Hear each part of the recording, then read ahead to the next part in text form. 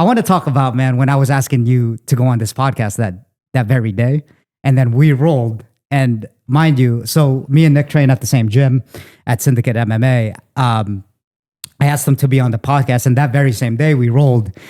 And here's what happened, okay? Just like a quick, long story short breakdown is that you got on mount. This is a fast forward version of it. You got on mount. You got the head and arm, and to me that felt normal because you always get me in that position because of the Dais, right? Like I'm usually what's it called, in a turtle position, and then you'll get me wrapped around the neck. That's fine. And then, but what I didn't expect, I'm usually good when it comes to head and arm. I personally, for me, a lot of people can't finish it. That's just, to say, like Shane can, you know what I mean? There's particular people that can, and you're in trouble when that happens. But I notice a lot of people, it's kind of like they're not hitting the carotid arteries right when you're doing this. I felt the same way with you when you first got it. And then what happened was that when you slowly started creeping on top, that's when my mind started going, I'm like, oh, I'm in trouble. Like, you know what I mean? Because you readjusted.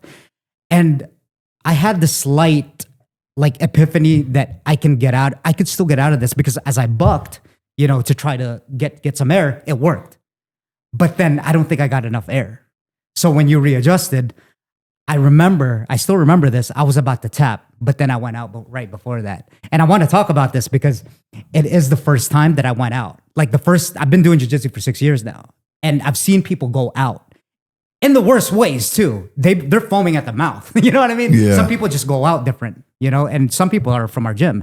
But yeah, I wanted to talk about that because based on my experience, legit, it seemed like I told Jerry, because he messaged me if I was okay. I was like, it seemed legit like I took a 20-minute nap, a power nap, and then I woke up and then I was alive again. You know what I mean? For some people, it might be different. It might have been different if it happened to be a different day or a different way.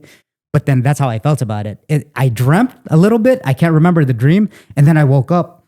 I was like, oh, dude, what just happened? And then like 3 people were standing over me, right? One of them was Jerry, and then you were just kind of chilling over there. I was shook, bro. That was crazy, dude. I was shook. Crazy, listen, dude. I've been training. November will be 6 years that I've been training. That's never happened. Yeah. And I told you after, because like after that happened, after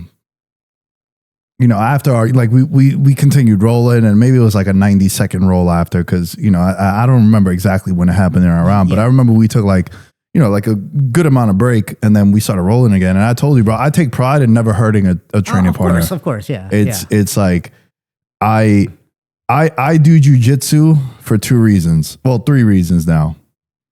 All my close friends are at the gym. Everyone in Vegas that I fuck with and I hang out with on a weekly, not weekly, but a good amount of time, they're all from the gym, right? So all my good friends are from the gym.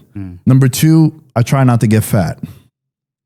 So it's amazing reason. conditioning. Great reason. And number 3, it's cool to do something with no desire to be a professional in. Yeah. And I always like having coaches. So it's cool to have Jerry and Shane. I don't always listen, but it's cool to just have someone show me some shit and learn some new shit and be disciplined and be held accountable, right? And I take pride in having never hurt no one. I give people, I think I'm a very honest assessment. I'm very self-aware. I think I hold my own against almost everyone. For sure. I push the pace. I make people work. I make people earn their moves or submissions. So before you get into it, man, I'd just like to say that obviously we're observant human beings, but then when I watch you, you're going with everyone. And that's a great trait. That's just from me to you. You're going with everyone. I'm talking about everyone. You know what I mean? Yeah. No, I don't like. I like going with everyone that I go with on a consistent basis is way better than I am. I know. That's what I mean. I'm yeah. Dude, I like going, because for me it's like I always tell this joke. I'm like, yo, don't treat me like a Make-A-Wish kid, bro. Like let me earn it. If I earn a pass on Corey, which I think I've earned 3 passes in the 3,000 rolls I've done with him. It's like, I know I've earned that. Right. So for me, I like going, I go with all the best guys constantly. Yeah. And I'm trying my best to make you work. Right. And for me, like I always say, I do content for a living, try not to get fat, learn some new shit, and bounce. Yeah, I want to make sure my limbs are intact. I want to make sure all my joints are in order. All my ligaments are intact. I tap early. I tap often. Yep. For me, it's not ADCC when I'm in there. Yep. There's a lot of guys that we roll with. I don't like rolling with them because it's the trials every time you roll with them. But it's like, hey man, it's Monday morning. Let's a car crash. Yeah. Let's fucking relax a little bit, right? Mm-hmm. So I take pride in having never hurt no one. That's never happened to me. What happened with us two? Yeah. And my perspective was when I got the head and arm, and I've been fucking with that a lot because it just complements my game. I can tell, motherfucker. And when that was happening, I just kept thinking, like, when I had it locked in, you were like moving. Yeah. And you were being active. Mm-hmm. I didn't know this at the time. Hindsight 2020. This is what Jerry told me after. You're like moving. And you know how Jerry always says, especially with the head and arm, you can't see the person going to tap. Yeah. So don't let up. Right. Like there's so many times you see someone go to tap and then you let up and then they get out of it. That's what I was thinking. Mm-hmm. You're like squirming around. I'm in deep. Yeah.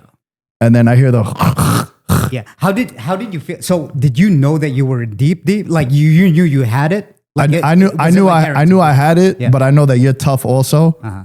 So I was like, oh, he's just fighting it. Right. And then when I heard the that's when I let go. And bro, you did the Undertaker. Your eyes were rolled back. Really? And I was scared. That I didn't know. Real talk. I was scared, bro. I'd never seen that happen. I just put my hand like on your stomach. Yeah. I was like, yo. And then I saw that. Yeah. I think it was Andrew was next to us, blue belt Andrew. Yes.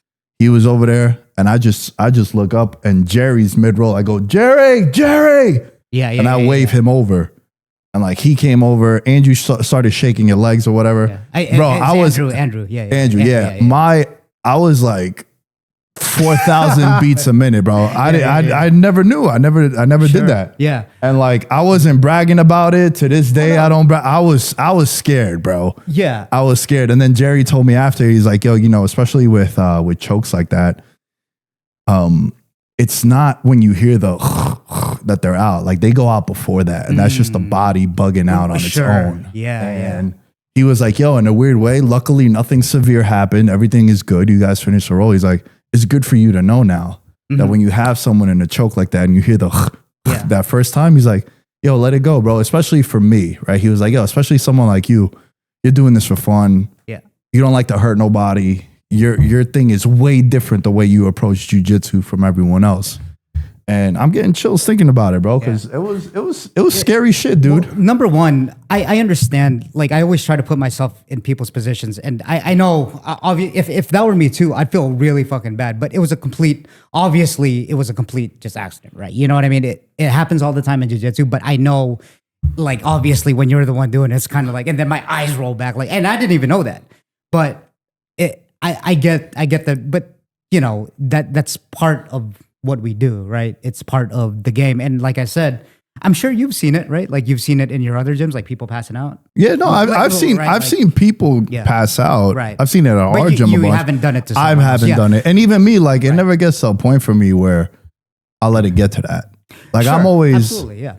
Bro, I have no issue with tapping 4 or 5 times in a round. It's cool. If someone hits me with some dope shit, I'll be like, yo, that was fire. Yeah. You know what I mean? So I think a lot of people, they get hurt because it's too much pride in just tapping. Yeah. Like I said, bro, it's Monday morning. You'll be okay. Now, and again, this could be because my perspective on jiu-jitsu is way different. Like maybe there's guys that they want to compete, they do it full time. Like it's a different level for them, right? Maybe you're in competition mode, which was, I competed for the first time in February. We went over to Portland for ADCC. And I realized early on, I was like, oh shit, I could actually survive in a rear naked choke fully locked in. Where like in practice, I would have tapped right away. So it was a cool, different perspective seeing exactly how much the body can withstand. Yep. But that was it was a gnarly one. Yeah, that was crazy, man. That was crazy. Yeah. I was really shook, bro. I hit you up after, I think it was, or like we spoke after, and I checked on you pretty much after every round. Yeah. Like, and even some people were like, yo, you put Chris out. I was like, yeah, but I'm not bragging about that. Like that was for me, it was different. I think that's like probably, I'd say, I don't know, I'm shooting numbers out there, but then it's like 90% of the people that, I'm not there to choke anyone out. You know what I mean? But again, it's just one of those things that it just happens. It like I'm explaining it right now. I was about to tap, but I went out like Jerry. It's exactly what Jerry was saying. And then all of a sudden the body's convulsing. On my end, that was the first time that happened to me too. So I don't know. You see what I'm saying? Yeah. But this is obvious. And I know as a human, a good human, you want to make sure that everything, you want to know that it wasn't intentional. I know that. You know what I mean? Everyone knows that. It's just I know how it feels, like how bad you probably feel because of what you just saw, right? Like eyes rolling back. You're like, oh fuck, like I didn't mean to do it, but then I went out just anyway. And it was, I only want to talk about this because it was quite a milestone, not in a bad way either. It wasn't like, oh my God, I got fucking passed out.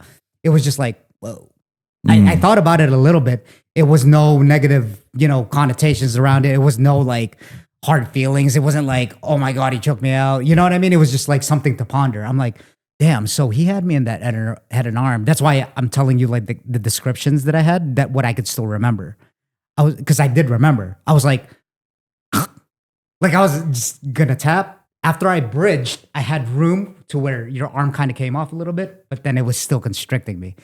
Which, when you're in that position, you just never know. You just go out like a light. And then I was telling Nick, I was like, dude, I just went out. You know what I mean? And then he made a joke. He was like, yeah, you don't want to tap to that motherfucker anyway. That's what he said. I was like, yeah, you're kind of right, actually.